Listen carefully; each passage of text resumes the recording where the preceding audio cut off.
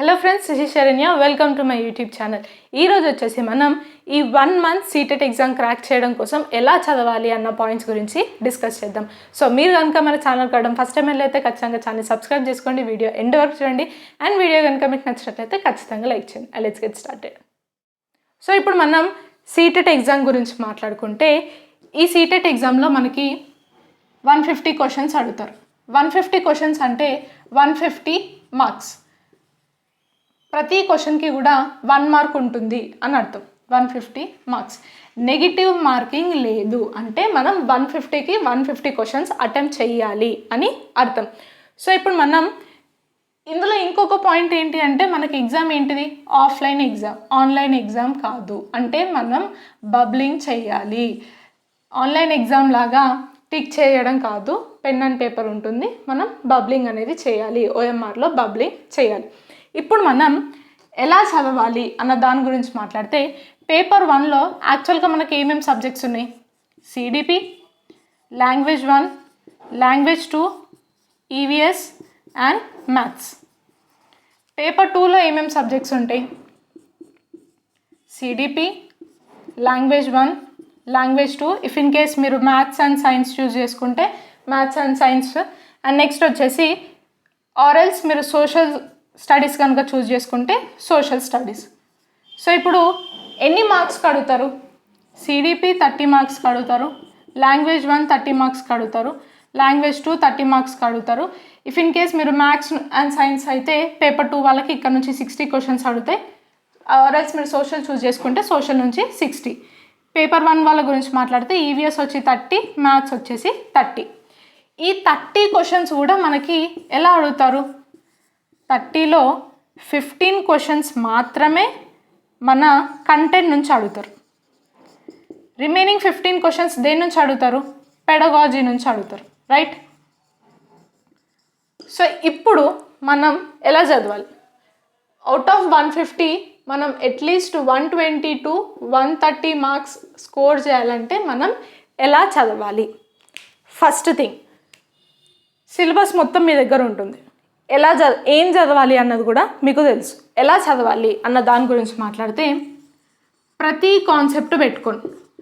ఆ కాన్సెప్ట్ని practice, that is from previous years questions.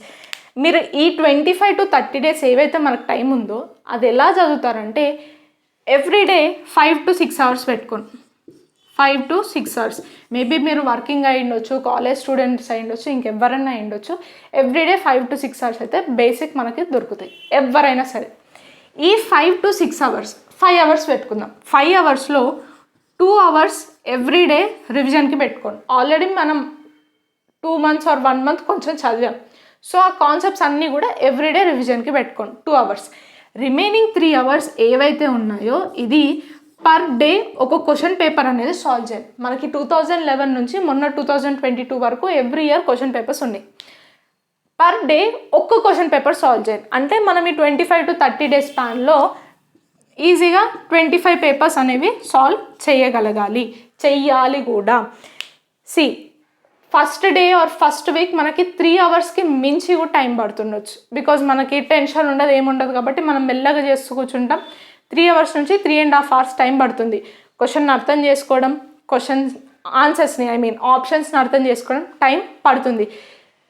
మెల్లమెల్లగా మీరు టైం అనేది, స్పీడ్ అనేది పెంచుతూ వెళ్ళాలి. మేబీ ఫస్ట్ 2 వీక్స్ ఒక 3 hours time or 3.5 hours time పడుతుండొచ్చు. But at the end of the month, July ending అయిపోయి ఆగస్ట్ ఫస్ట్ వీక్ వచ్చేసరికి మీరు 2 అవర్స్లో మీరు క్వశ్చన్ పేపర్ అనేది సాల్వ్ చేయగలగాలి. 2 hours to 2.5 అవర్స్లో మీరు క్వశ్చన్ పేపర్ సాల్వ్ చేయగలగాలి. ఎందుకు అంటే మనకి ఈసారి ఆఫ్లైన్ ఎగ్జామ్, అంటే బబ్లింగ్ చేయాల్సి ఉంటుంది. ఆన్లైన్ లాగా టిక్ చేయడం కాదు, ఆఫ్లైన్లో బబ్లింగ్ ఉంటుంది. అంటే టైం పడుతుంది. 150 క్వశ్చన్స్ అంటే ఈజీగా 20 to 25 minutes ఈజీగా దానికే పడుతుంది. సో అందుకని ఎవ్రీడే ఒక్క క్వశ్చన్ పేపర్ సాల్వ్ చేయండి. ఆ ఒక్క క్వశ్చన్ పేపర్లో సో దట్ స్పీడ్ అనేది పెంచుతూ వెళ్ళండి. ఇది ఒక పాయింట్. ఇంకొక పాయింట్, మీరు ఏం చేయాలి? ఎవ్రీడే ఒక పేపర్ తీసుకొని ఒక 2 to 5 minutes బబ్లింగ్ చేయడం ప్రాక్టీస్ చేయండి. బబ్లింగ్ కూడా ఎలా చేయాలి? సెంటర్లో నుంచి స్టార్ట్ అయ్యి అవుట్ సైడ్ వెళ్ళకూడదు. అవుట్ సైడ్ స్టార్ట్ చేసి సెంటర్లోకి రావాలి. కొంచెం ఆ సెకండ్స్ టైం సేవ్ అవుతుంది కాబట్టి ఎవ్రీడే ఒక 2 to 5 minutes ఇది ప్రాక్టీస్ చేయండి. సో ఫస్ట్ ఏం చేయాలి, ఎవ్రీడే కొంచెం సేపు రివిజన్ చేయండి కాన్సెప్ట్స్ని. ఎవ్రీడే ఒక్కో క్వశ్చన్ పేపర్ అన్ని subjects CDP, maths, EVS, language 1, language 2 ప్రతి సబ్జెక్ట్ కూడా ప్రాక్టీస్ క్వశ్చన్ పేపర్ అనేది సాల్వ్ చేయాలి. స్పీడ్ అనేది పెంచుతూ వెళ్ళండి. ఇది second thing.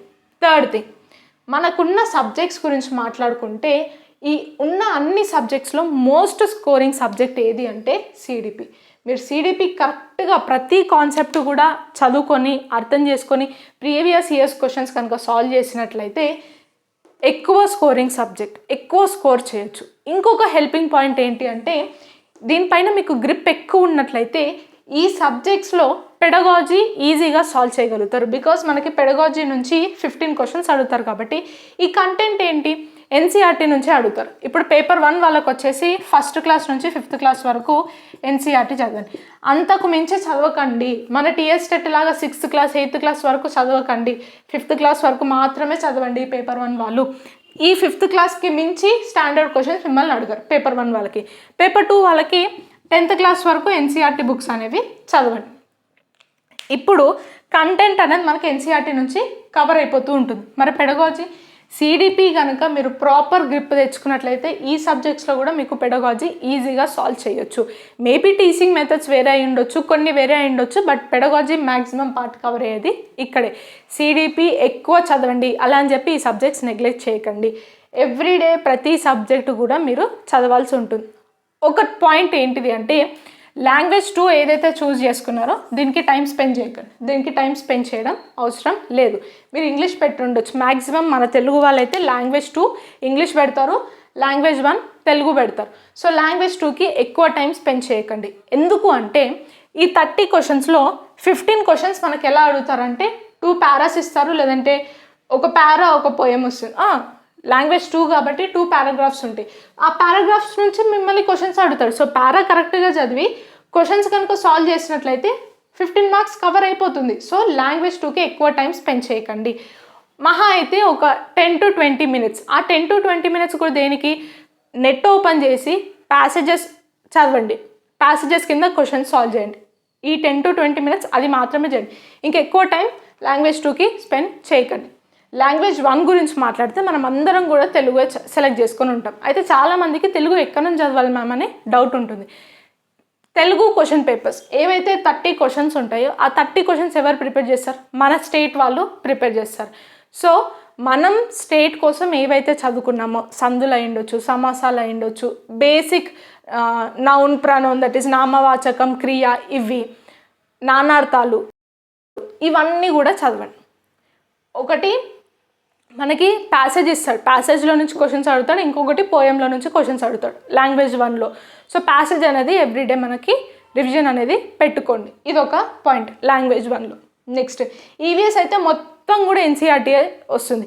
3rd, 4th, 5th classes NCERT పర్ఫెక్ట్గా చదవండి. ఈవీఎస్ మొత్తం కూడా కవర్ అయిపోతుంది. మ్యాథ్స్ అంటారా, మ్యాథ్స్ మొత్తం కూడా మీ ప్రాక్టీస్ పైన బేస్ అయి ఉంటుంది.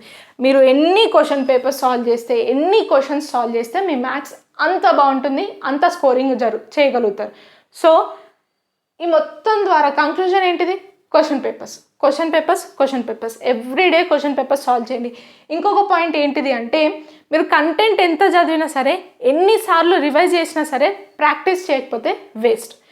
కంటెంట్ ఏం చదివామో ఆ కంటెంట్లో నుంచి క్వశ్చన్స్ ఎలా అడుగుతున్నారు అన్నది మనకి ఎక్కడి నుంచి తెలుస్తుంది, ప్రాక్టీస్, ప్రీవియస్ ఇయర్స్ క్వశ్చన్స్ నుంచే తెలుస్తుంది. సో కంటెంట్ ఎన్నిసార్లు రివైజ్ చేస్తారో క్వశ్చన్ పేపర్స్ కూడా అన్నీ సాల్వ్ చేయాల్సి ఉంటుంది. సో ఇది ఒక పాయింట్.